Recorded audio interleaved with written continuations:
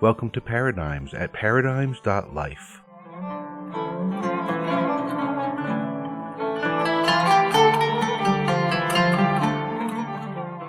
Hello and welcome to another episode of Paradigms. My name is Baruch. I'm your host. Very happy to be here with you, bringing you inspiring people with visions of a viable future for life on Earth that includes humans. In this episode of Paradigms, my guest is musician, poet, performer, Loreena McKennitt. Loreena has been making incredible music for quite some time. I'm sure you've heard her music. And she has a new CD out called Lost Souls. So we'll talk with Loreena about her inspiration and the music and about some other stuff too, pertaining to modern life. It was a really nice conversation. I enjoyed talking with Loreena very much, and I think you'll like the conversation. And of course, we'll be listening to music from Lost Souls, Loreena's new CD, and from some of her older albums. So stay tuned, and let's meet my guest on this episode of Paradigms.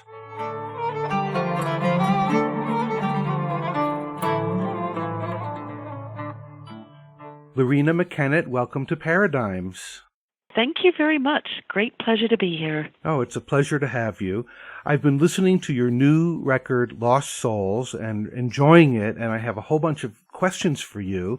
But before we get into the record, I just wanted to ask you a little bit about yourself as a person. Your music is so unique and so expansive, and I just wonder about your inspirations. How does this music come to you? Well, I've been forced to reflect on that question myself from time to time. I think probably the overriding consideration has got to be that I have an insatiable curiosity, and I'm so interested in so many things, almost to a detriment. And I think this is being reflected in recordings and my work is just that diversity of interest and curiosity. So yeah, that's probably it. In looking back, though, over all of your work, I really get this all as story. I really get you as a storyteller. Mm-hmm. And each album seems to be telling, not in a linear way, but there's a story going on. I wondered about your sense of story in terms of your life, your sense of story in terms of the human story. How do you relate with that? And what is the story in Lost Souls on this new record? Well, there's a lot to respond to there, but let's say beginning with the end, last part of that question. You know, this recording, it's an interesting time for this kind of recording to come about in my life and career. Had I had my first choice, it would have been the next chapter in the history of the Celts, because since I discovered the Celts were this collection of tribes across Europe and into Asia Minor, I've used that pan-Celtic history as a creative springboard. And indeed, about 3 or 4 years ago, I traveled to India to explore the next chapter of the history of the Celts, and it was incredibly rich with inspiration. I also realized it was going to take me a bit longer than I would have wished to generate the next recording, and in the meantime, we've had all manner of inquiries. Was I ever going to put out something original again? So I said to my colleagues that I knew I'd had these pieces some pieces, 4 or 5 that I had written or performed in the past that had never made their way to a recording, not because I didn't like them, but they really didn't fit into those recordings, and we went back to them. And in a way, they felt like lost souls, and that's ultimately why I called the title of the recording Lost Souls. And when I did, I felt that now that I had established and identified that anchor point, that I was going to create or curate the rest of the material that would approach some aspect of that those words, lost souls, that they can be experienced in so many different kinds of ways. So in a way, that's the story of this recording. in another way, by doing it and it having happened in that way, it's caused me to look at the arc of my career from very early days. I think the Ballad of the Fox Hunter was a poem I set to music somewhere around 1987, 88. The Ages Past, Ages Hence song was something I wrote somewhere around 89, 90. Spanish Guitars and Night Plazas and 100 Wishes was written around 1990, 91. So it's also allowed me to look at as you say, the story or the history of my career, and that some of these songs are like stepping stones along that path, and straight up to the more contemporary written songs like Breaking of the Sword, which was really a piece I was commissioned to write, or The Sun, Moon, and Stars, or The Lost Souls, which is probably the most contemporary and, for me, kind of relevant. That's the first part of my conversation with Loreena McKennitt, just beginning to get to know each other a little bit. We'll be back with more of that conversation and get a little deeper into some of Loreena's thoughts about what's happening in our modern society.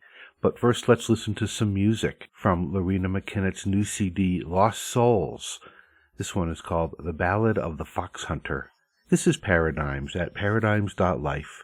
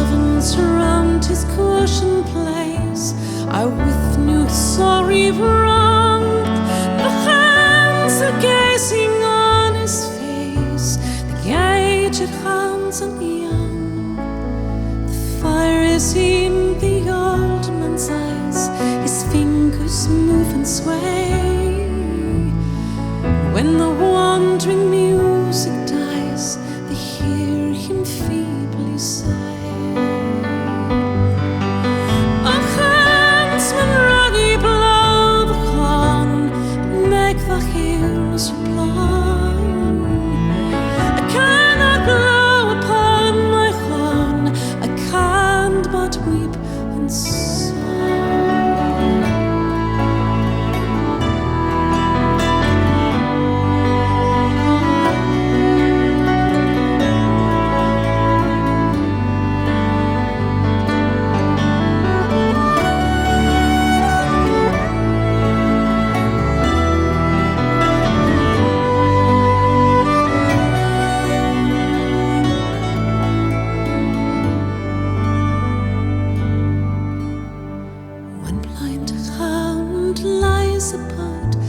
sun-smitten grass. He can't commune with his heart. The moments pass and pass. The blind hand with a mournful din lifts his wintry head. The servants bear the body in, the hands will fold the dead. Up handsmen ready blow the corn, make the hills reply. Handsmen ready blow the corn, make the hills reply. Handsmen ready blow the corn, make the hills reply. The huntsman listens on the morn, a gay and mournful cry.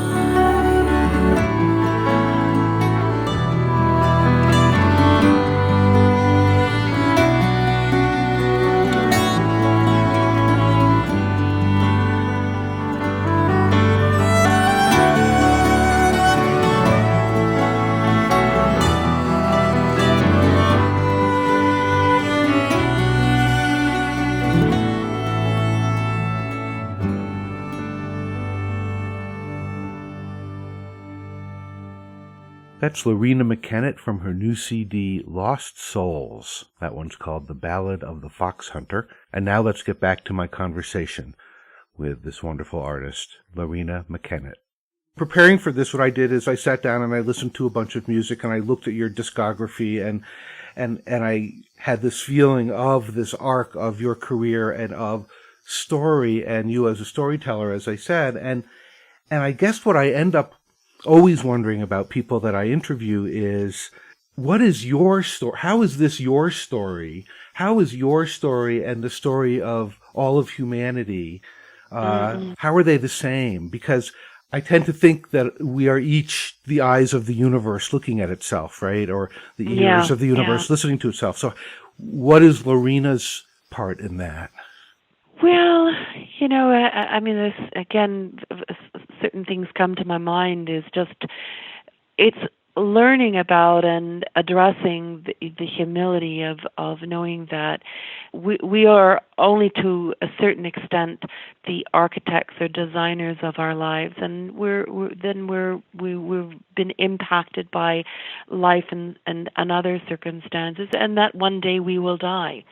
And as humanity may itself kind of wrap things up, given how things are playing out, and that may be the natural world's ultimate course, you know, that things and, you know, people and entities come and they can go.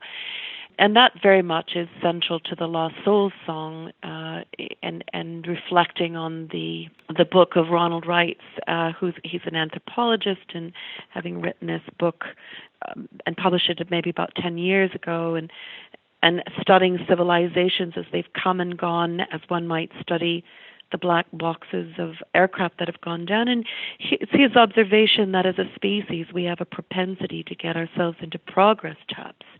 And certainly since the Industrial Revolution and the advent of oil and petroleum and so on, that we've become more preoccupied by technical progress than moral progress. That up until then we seem to be as much or more preoccupied by moral progress. So taking that forward, he references armaments, the evolution of armaments from, let's say, a knife to a sword to a gun to a cannon and then to nuclear arms. At which point he suggests that, well, maybe we've made a bit too much progress. And so illustrating the point that as a species, there may be something about us that we don't see the big picture in the long run until it's almost too late. And another example he talks about is from an environmental standpoint, the denuding of the landscape across this planet of trees and how vital they are to our and every other living thing's existence with respect to oxygen or water and so on, water retention. And then I personally add on to that. He doesn't speak to it very much in the book, but my preoccupation right now is the unintended negative impact of the connection technologies, and that how fast they have swept into our personal, professional lives, and we're only now starting to see some of those negative, unintended consequences. And that if we were preoccupied by technical progress before, well, we're really preoccupied by it now. Yes. Oh, yes. And just legislators and regulators and people in various positions of authority are trying. Many now are trying to catch up and trying to, corral things. Let's say like breaking up the 5 big monopolies and putting in certain regulations to protect not only our privacy but our democracies. But it's at the child development level that I've studied most in the past 5 years. That is probably most alarming, because what some people seem to suggest is taking place is a physiological change in our species that is like climate change. And Nicholas Carr speaks to this in his book, The Shallows, and that the physiology of the human brain seems to be reverting back to a pre-printing press physiology. And yet, if there was ever a time where there's complex issues on this planet that need a brain, a human that is well designed to deal with it, it's now. And yet, children are offloading a lot of their own capacities to the technology. You bring up some of the absolute key issues, I think, that we're facing as a species, as a planet. And first, I just want to say thank you for for going there. Not everyone is comfortable going there. That's Loreena McKennitt talking a bit about modernity. We'll be back with more of my conversation with Loreena after we hear some more music from her new CD, Lost Souls. You're listening to Paradigms from Paradigms.life. If you like what you're hearing, please feel free to leave a comment. I love Loreena McKennitt's music. I find it to be all very powerful, passionate, full of texture and color. This one's called 100 Wishes.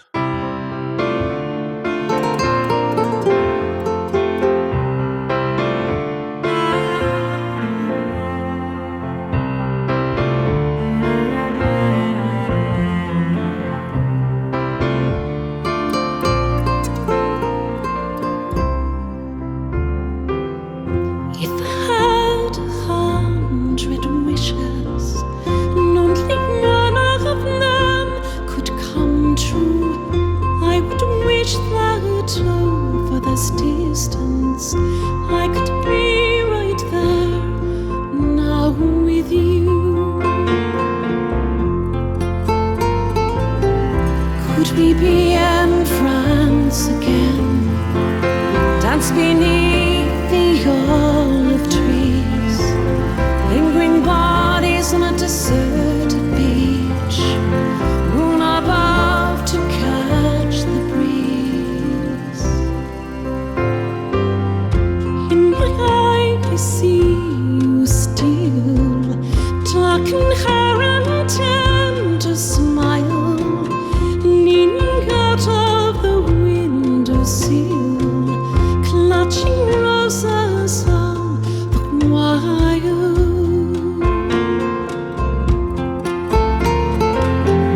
Could we be in Spain again, dance beneath the olive trees, mingling bodies on a deserted beach, moon above to catch the breeze.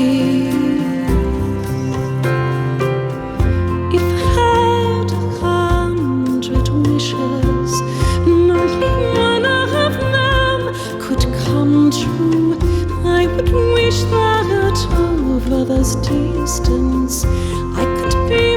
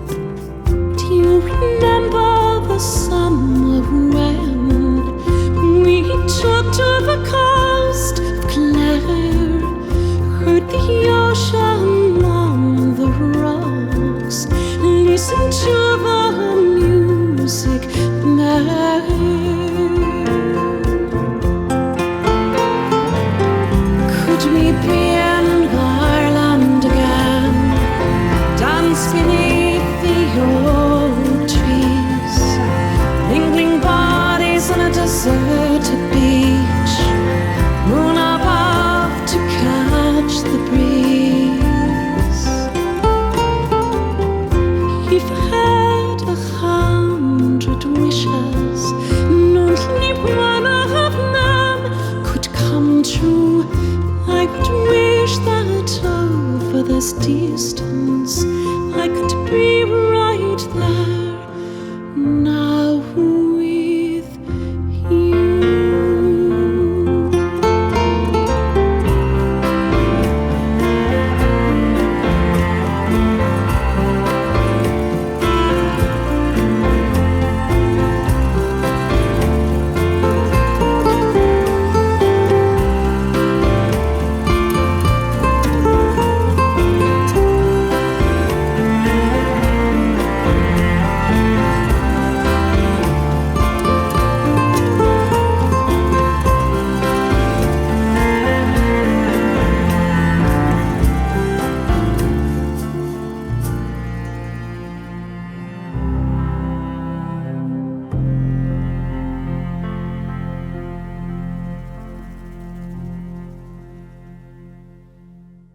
That's 100 Wishes from Loreena McKennitt's new CD, Lost Souls. Isn't it lovely?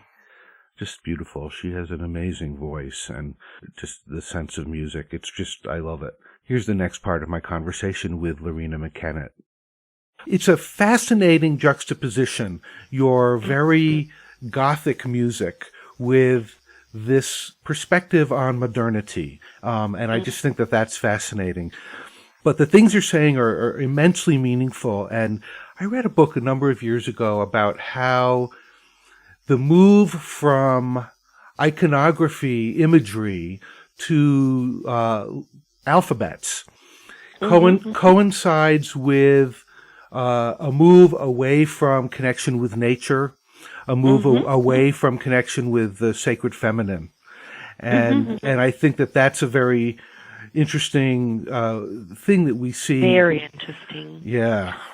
Yeah, I mean, very, very interesting, and it's an area that I would love to delve even more into. I mean, I've touched or scratched the surface here and there to know, like, wow, there's a zone I would like to explore more, kind of from a forensic standpoint. But probably, I'll take a minute to share with you an experience that I think relates to this. When I was traveling to India and to Rajasthan, doing the research for the Celts, and I attended a Sufi festival. I think it was in Nagore, or I can't remember which, or Jodhpur. And there was a workshop of young children. Now, they were boys, and they were maybe between the ages of 8 and 13, and there might have been, a dozen of them. They were either from a group called the Langars or Manganyars, and one is Hindu and the other is Muslim. But they were the lowest caste group, in the caste system there. And the gentleman got up to say that, and they were going to do a musical, what appeared to be like a musical performance for us.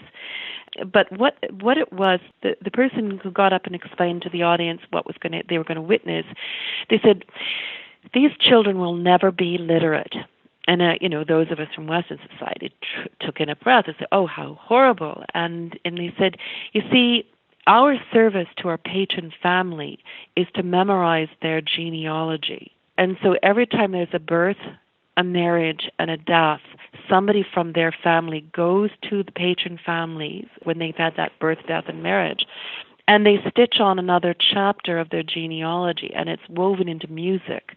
And there are physical movements that serve as a role in memory. And when he was saying this, I was thinking, wow, that is extraordinary. When you think of how big some of those patron families are and exponential that kind of data would be and that information would be.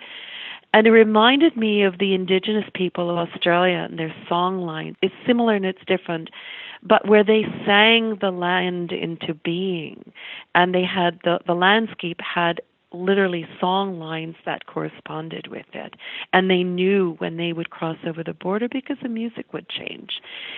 And Bruce Chatwin wrote a wonderful travel called Songlines about this. So from an anthropological standpoint, and when you talk about iconography and, into literacy, I mean, some have suggested that literacy in print was one of the first technologies. So anyway, that's quickly my... Well, it's so interesting. I have a friend in India right now. She's Indian, and she's an architect, and one of the things she's been telling me about is the people who are being brought in who have lived in the forest for thousands of years, who are being moved into modernity again, moved into modern settlements, and whose culture is being revered but also turned into a museum piece. Yes. And really at this stage in humanity all around the world, and I seem to be using this word a lot lately, modernity, this modern societies of literacy, of electronic technologies, of all these things have really taken over. And I'm sure some folks listening will say, oh, how backwards of you to say that. But really, we've gained a great deal, but we've lost a great deal. And as you mentioned earlier, we may be losing the whole thing. Yes. No, I think that's what's at stake, and so the parallel of looking at one's own life and looking at, if the human species was to disappear off this planet, it's quite possible other things could continue to survive quite well, and maybe that's the trajectory we're on. We'll probably never know. Possibly, I don't know, but it's accepting that one doesn't know, and that's that humility. Nor does one have. I think it's safe to say we're all going to die, and so it's trying to hold two kinds of things in your hand at the same time, saying, "Yeah, there's a big conversation." It is. Yeah. We'll be back with more of my conversation with Loreena McKennitt, and Loreena will tell us a bit more about her life. Here's something from an album of Loreena's from 2010, from The Wind That Shakes the Barley, The Star of the Country Down.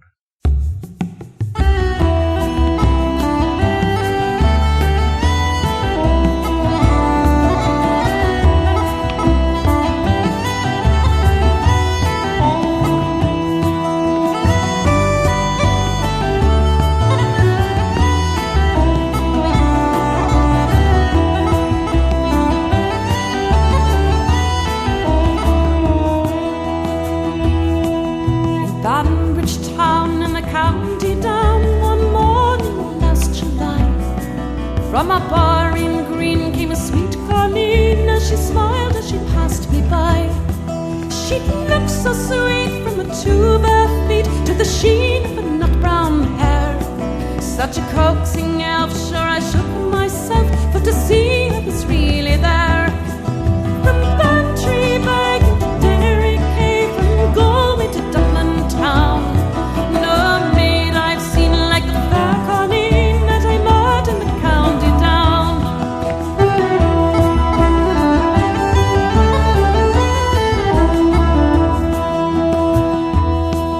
As she onward sped, sure I scratched my head, and I looked with a feeling rare. And I says I to a passerby, who's the maid with the nut brown hair? He smiled at me and he says he, that's a gem of Ireland's crown. Young Rosie McGann from the banks of the Bann, she's a store of the county down. From Bantry Bag and to Derry Cave, from Galway to Dublin town, no maid I've seen like the fair Colleen that I met in the county down.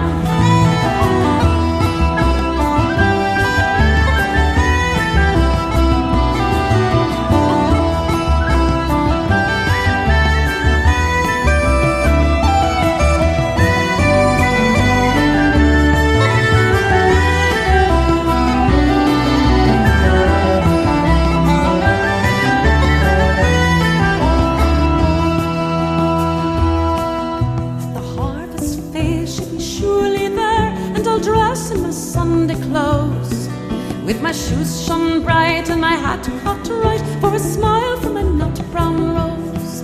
No pipe I'll smoke, no horse I'll yoke, till my plantains are rust-coloured brown, till my smiling bride by my own fireside sits a store of the county down. From Bantry Bag into Derry Cave, from Galway to Dublin town, no maid I've seen like the fair Connie that I met in the county down. From Bantry Bag into Derry Cave, from Galway to Dublin town, no maid I've seen like the fair Connie that I met in the county down.